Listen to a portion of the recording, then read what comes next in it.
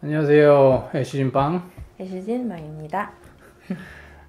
애쉬진빵 되게 오랜만이죠. 그죠? 1년 만인가요? 예전 동영상을 확인해 보니까 1년도 훨씬 좀 넘은 것 같아요. 삶이 바빠서. 그래도 영상으로 찾아뵙지는 못했지만 그래도 그동안 꾸준히 멘토링을 해오신 걸로 알고 있습니다. 네. 물론 저는 그동안 쭉 봐온 게 있긴 하지만 시청자분들께서는 모르시니까 이제 되게 오랜만이고, 그리고 앞으로 또 언제 뵐 수 있을지도 모르니까 그동안 어떻게 지내셨는지 간단하게 말씀을 해주시고, 그리고 그 멘토링 부분에 있어서 좀 디테일하게 얘기를 나눠보면 좋을 것 같아요.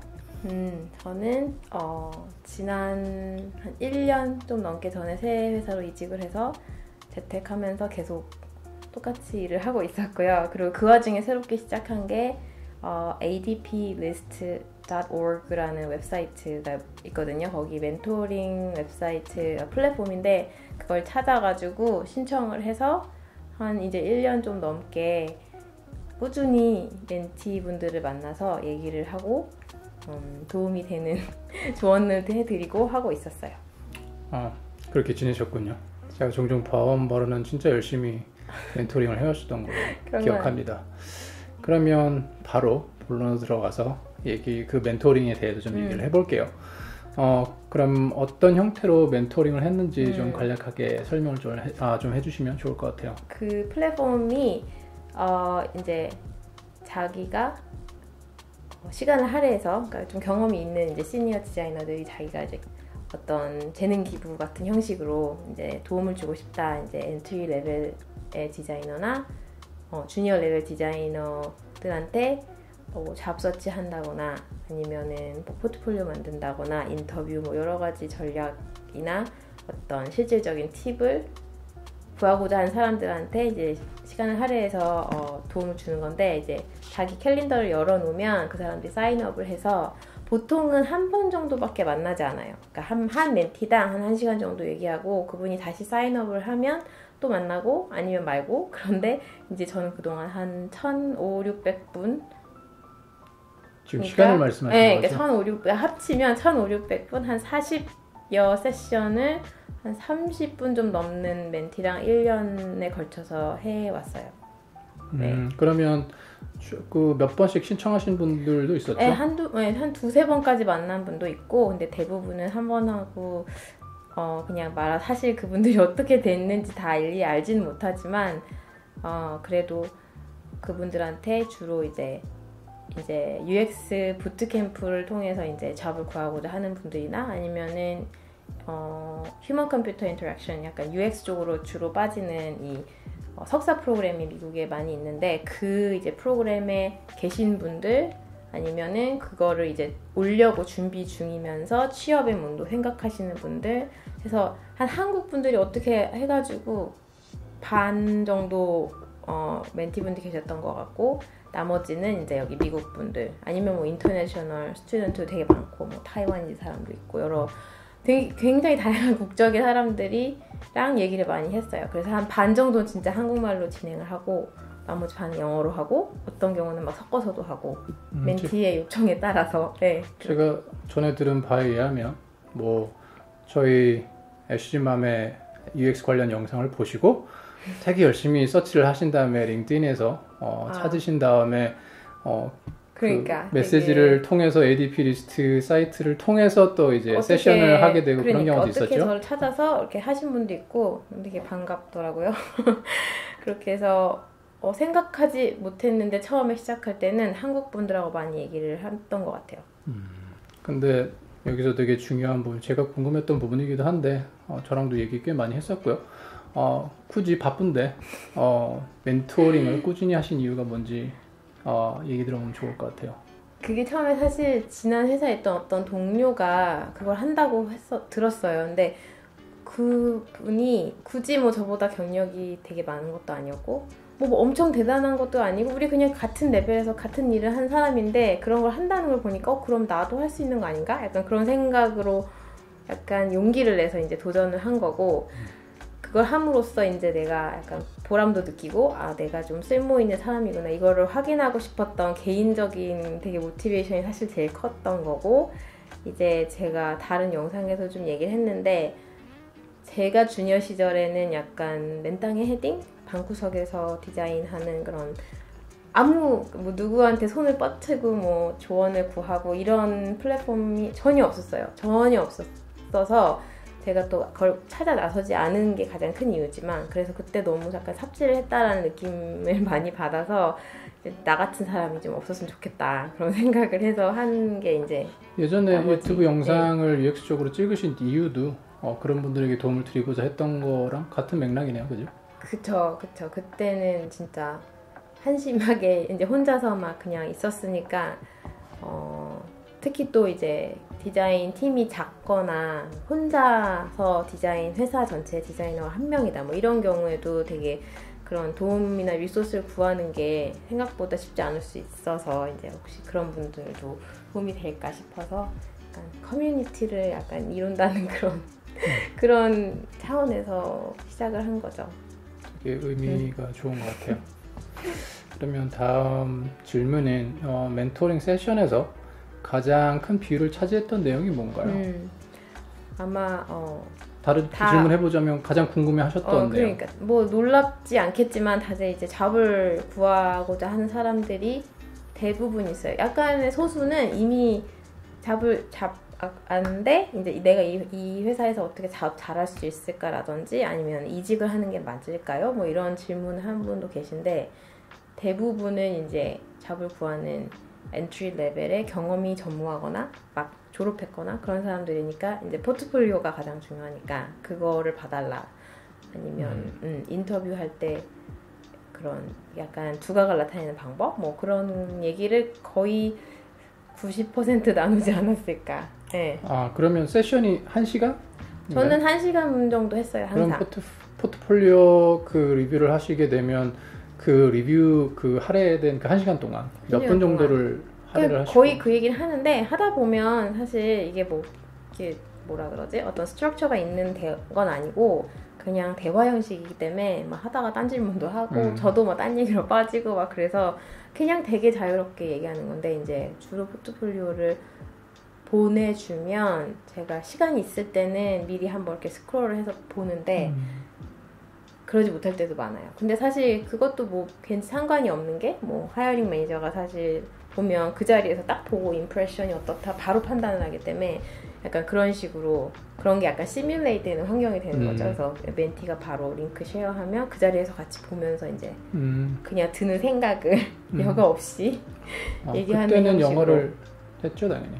그때는 근데 그것도 한국 분하고 할 때는 한국말을 하기도 하고 뭐 그냥 그때 달랐던 것 같아요. 그러면 그 포트폴리오 리뷰에서 가장 중요하게 봤었던 부분은 뭔가요? 그게 예전에 저한테 해줬던 얘기로는 뭐 그게 한국과 미국의 차이점이 거기서 나타나기도 한다 뭐 그렇게 말씀을 하셨던 걸로 기억하는데 제가 사실 한국에서 흔히 만든 UX 포트폴리오에 대해 잘 알지는 못하는데 그 얕은 경험에 비춰봤을 때는 좀 더 한국은 약간 그런 아웃풋, 결과물 위주 그리고 좀 더 비주얼한 거에 더 비중을 두는 포트폴리오를 많이 만드는 것 같다는 인상을 받았어요. 그래서 제가 지금 얘기하는 게 아마 한국에서만 계신 분들한테는 좀 적용이 안 되는 얘기일 수도 있으니까 다 알아서 걸러서 들으시고 근데 미국에서는 적어도 UX 하는 사람들의 포트폴리오는 어떻게 보면 그림 반, 글씨 반 약간 이런 식으로 그래서 자기 생각을 잘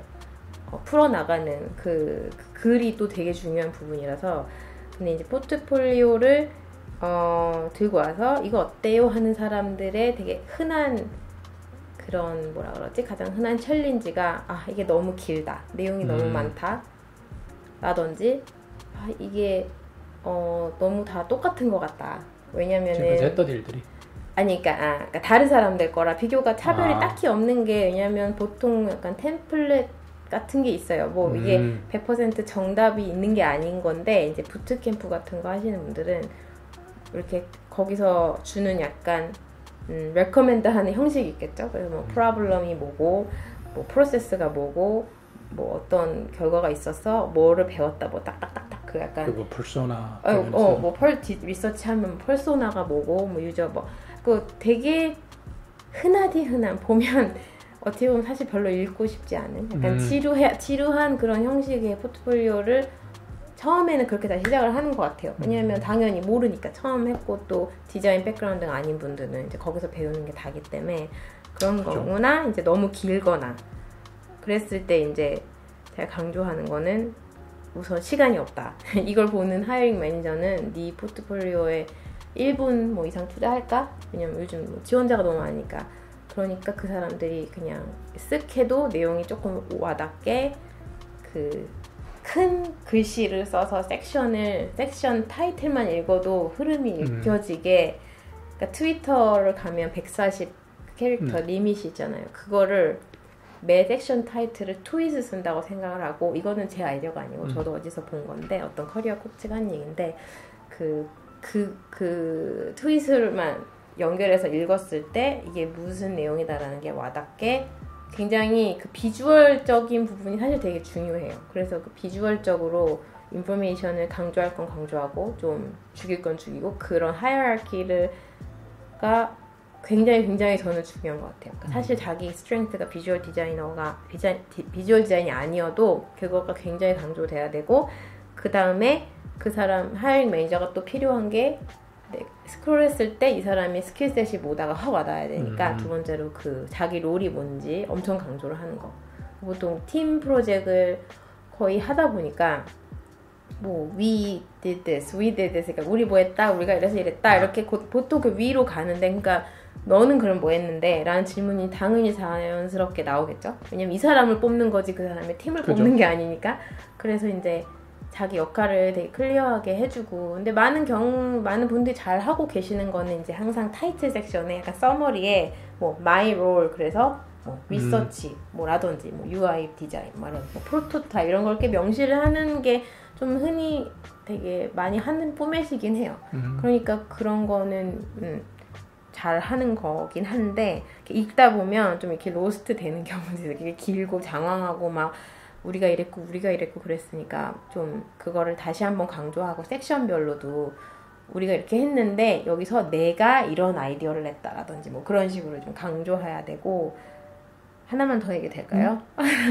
그 논리적인 전개가 되게 일단 중요하다는 거를 강조하고 싶은 게 특히 이제 뭐 부트캠프 같은 데 배우신 분들은 디자인 프로세스 할 때 뭐 뭘 하고 그다음 리서치를 하고 뭐 디자인 이터레이션을 하고 뭐 유저빌리티 테스팅을 하고 뭐 하고 그러니까 액티비티 위주로 이거 했고 우리 이거 했는데 그거를 했다고 체크했다고 그게 잘한 프로젝트가 아니라 뭐 그런 액티비티가 뭐 5가지가 있으면 사실 3개만 해도 되는 경우가 되게 많을 수도 있어요. 왜냐면은 이걸 했는데 뭘 배웠어 이걸 통해서. 그래서 그게 다음 액티비티를 하는데 뭔가 도움이 되는 인사이트를 가지고 와서 또 진행을 해야 되는데 그냥 우리 이거 하고 그 다음에 이거 하고 그 다음에 이거 그거는 어떤 개연성이 떨어지는 스토리텔링이기 때문에 뭐 그런 스토리텔링 논리적 전개 그거를 많이 되게 강조를 응축된 스토리텔링이 굉장히 중요하다고 전에도 말씀하셨고 그러니까 그 리서치를 하더라도 리서치 아니면 되게 많은 경우 하나 얘는 뭐 컴패리티브 애널리시스가 있어요. 그러면 경쟁사 봤어.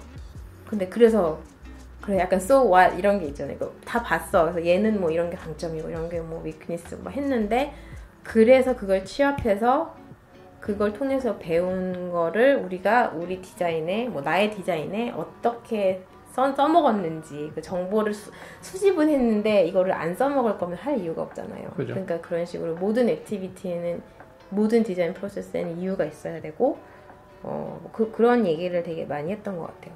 그리고 가장 좀 약간 뭐라 그러지? 논쟁이 많은? 컨트로버시한 게 퍼소나인데 퍼소나가 사실 필요 없다고 말하는 디자이너들도 많거든요. 근데 이제 부트캠프 이런 데서는 그거를 하나의 어떤 뭐라 그러지?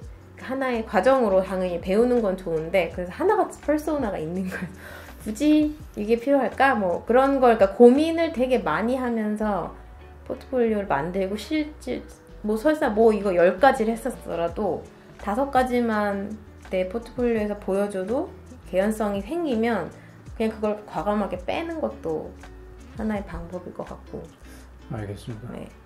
저도 예전에 PM, 프로덕트 매니저 그쪽에 관심이 있어서 강의도 들어보고 그랬었는데 퍼소나가 되게 중요하다고 얘기를 했었는데 그게 현직에 있는 계신 분들이 말씀하시는 거랑은 차이가 좀 있는 것 같아요. 그래도 일단 그런 걸 생각할 줄 아는 그런 능력은 필요한데 굳이 그게 포트폴리오에 포함될 이유는 굳이 없을 수도 있으니까 이유가 있으면 돼요. 네, 근데 충분한 리즈닝을 가지고 있다면 그렇죠. 포함시킬 수 있다는 그 말씀이신 것 같고 그 외에 다른 부분도 많이 커버를 하셨을 것 같은데 그 긴 멘토링 세션에서 다른 커버한 내용은 혹시 다른 있을까요? 다른 거는 아까 좀 얘기한 어떻게 뭐 내가 두각을 나타내냐, 내가 어떻게 스탠드아웃 하냐 뭐 이런 얘기를 많이 물어보셨는데 근데 답은 다 본인한테 있어요. 사실은 내가 각각의 다 사람이 다르니까 제일 봤을 때 보링한 게 이제 포트폴리오에 들어가면 처음 딱 홈페이지 큰 글씨에 뭐 나는 디자이너다, 나는 뭐라 그러지? 예를 들면 뭐 딜라이트풀한 뭐 유저 익스피리언스를 만드는데 굉장한 패션이 있다. 누가 안 그래? 그리고 안 그래. 그러니까 그런 굉장히 그냥 보편적이고 아무런 뭐라 그래? 이거 어떻게 한국말 잘 못하겠네. 한국말을 표현할 수는 없겠지만 어쨌든 그런 뭔가 자기 게 없이 그냥 누구한테 적용해도 다 될 것 같은 말이 되는 그런 얘기를 하는 거는 그러니까 그거에 자기 자신의 아이덴티티, 뭐 오리지널리티 그게 그죠. 아이덴티티를 그걸 되게 고민을 치열하게 하는 게 되게 중요한데 그거를 이제 안 한 1인이고 그래서 조금 주니어 때 되게 좀 더디게 성장을 했었는데 이제 다시 한다면 디자인 안에서 할 수 있는 게 뭐 리서치도 있고 뭐 나는 UI 쪽에 강점이 있다 아니면 나는 조금 더 프로덕트 띵킹이라고 하나 약간 비즈니스 약간 마인드셋이 강하다라든지 그런 뭐 하나라도 있어야 돼. 그게 없이 그냥 나는 UX 디자이너다 그러면은 근데 너가 누구라고? 이렇게밖에 질문할 수가 없는 거죠. 왜냐면 너무 많으니까 그 안에서 그거를 얘기를 하고 또 한 가지는 UX 디자인 백그라운드가 없는 분들이 이제 넘어왔을 때 그럼 나는 조금 더 자신이 없잖아요. 근데 그럴 때 만약에 내가 뭐 이런 분도 있었어요. 그러니까 PM 하다가 온 분도 있고 뭐 엔지니어 하다가 온 분도 있고 그런 경우는 사실 굉장히 연관성이 너무나 큰 분야이기 때문에 무조건 강조하라고 저는 얘기를 하고 아니면은 뭐 사회학, 심리학 이런 거 전공하신 분들은 또한 그 사람을 이해하고 그런 거에 대한 뭐 리서치 경험이 많다거나 그러면 이게 다 버리는 경험이 아니기 때문에 어떻게든 그거를 강조를 해서 그렇죠? 홈페이지에 무조건 넣어라. 그거 보통 어떤 분들은 막 한 다음에 about 페이지에 가면 그런 내용이 숨어 있어. 그러면 안 되고 넣고 아니면 나는 뭐 일러스트레이터였는데 좀 UX 쪽 하겠다. 그러면은 강조하고 그게 그냥 굉장히 되게 동떨어지게 땅한 얘기 아니라 그냥 진짜 스토리가 만들어지는 이 사람이 누구라는 거를 그냥 홈페이지만 보고 딴 건 안 봤지만 이 사람을 기억할 때 한 단어 두 단어가 머리에 남아야 되잖아요. 그러니까 그런 게 중요한 것 같아요. 그래서 절대 그냥 나는 뭐 열정이 많고 막 이런 거는 자기 얘기하는 거고 그러니까 자기 스킬셋을 강조하면서 결과적으로 그 화용 매니저가 봤을 때 이 스킬셋을 우리가 써먹을 수 있겠구나 이런 생각으로 연결이 돼야지 그냥 내가 뭐 이렇다 그러면서 보편적인 얘기를 하면 당연히 광탈이겠죠. 네, 흥미가 확 떨어지니까. 재미가 없으니까. 알겠습니다. 되게 도움이 되는 부분인 것 같아요. 되게 많은 분들 멘토링을 하셨는데 그 후에 이제 깨달으신 점이나 지금 UX 분야로 진출하시려는 분들이 꽤 많은 것으로 알고 있습니다.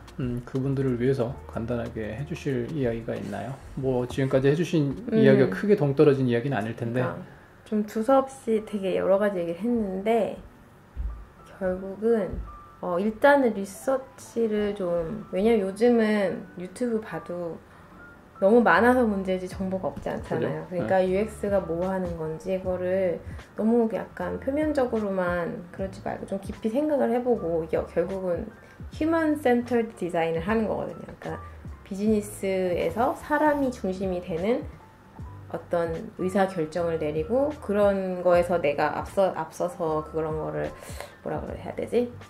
이렇게 advocate 하는 그런 입장이기 때문에 그러니까 좀 깊이 있게 생각을 많이 해보면서 영상을 많이 보는 게 좋나요? 아니면 책도 많이 보는 게 좋나요? 뭐든 닥치는 대로 다 이렇게 뭐라 하지? 흡수를 하는 건 좋은데 근데 이제 보기만 하면 안 되죠.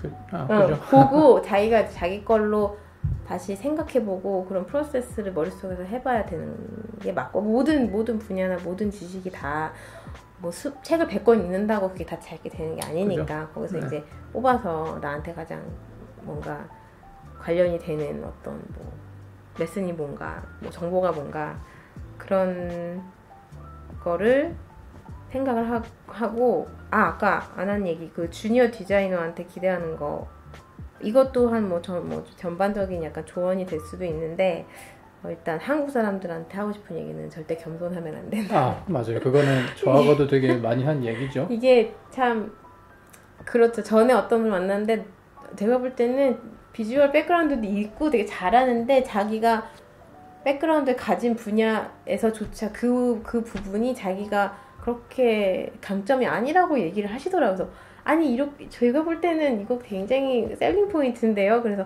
그런가요? 막 이렇게 그러니까 너무 좀 잘난 사람한테 약간 치여서 그런 건지 그러니까 그런 식으로 너무 겸손할 필요가 없다는 것도. 근데 그때 중요하고. 비슷한 경우가 본인한테도 있지 않았나요? 그 멘티가 해줬던 충분히 그러니까 그렇죠. 그러니까 저도 있고 이렇게 말을 하지만 네. 저도 그거에서 벗어나지 못하고 그러니까 한국 사람한테 흔히 있는 건데 그건 계속 의도적으로 깨려고 하면 좀 깨지는 것 같아요. 미국에서 겸손할 이유는 없는 것 같아요. 그래서 겸손하지 말아야 된다는 건데 자기게 확실히 일단 있어야 있으면 되고 확실히 피아를 하는 게 맞다. 하고 그 다음에 이제 영원히 배워야 되는 분야이기 때문에 특히 많이 이제 보는 게 그런 성장 가능성 뭐 뻔한 얘기긴 해요. 누구나 주니어 레벨에서 이제 보는 거는 이 사람이 현재 가진 것보다 성장 가능성 그리고 흔히 하는 말이 또 coachability라고 그래요. 그러니까 이 사람이 마음이 열려 있고 그러니까 되게 또렷하게 자기 생각은 있지만 그거를 고집하지는 않는다. 그러니까 언제든 그거를 자기가 다시 생각을 뭐 다른 생각을 받아들이고 유연성이 있다라는 그런 시그널 같은 게 이제 인터뷰 때 보통 많이 보는데 그런 거 되게 중요하고 그래서 질문이 하고 싶은 말 뭐 이런 되게 두서없는 얘기인데 다음에는 제가 좀 정리를 해가지고 얘기를 할게요. 알겠습니다. 근데 오늘은 조금 그냥 수다 떠는 기분으로 되게 여러 가지를 조금 다 터치한 것 같아요. 네, 되게 뭐 여러 가지를 얘기를 했는데 그래도 포인트별로 잘 정리를 해주셔서 듣기에는 부담이 없었던 것 같습니다. 오랜만에 인터뷰 감사드리고 네. 나중에 또 뵐 기회가 있으면 좋겠습니다. 그렇죠? 제가 우선 좀 제 일을 열심히 하고 또 제가 지금 포트폴리오 사실 만들고 있어요. 그래서 이제 이거를 열심히 하고 그걸 통해서 또 제가 배우거나 공유할 게 있으면 알겠습니다. 조만간이 됐으면 좋겠네요. 알겠습니다. 오늘 감사드리고 다음에 또 뵙겠습니다. 네. 감사합니다. 바이.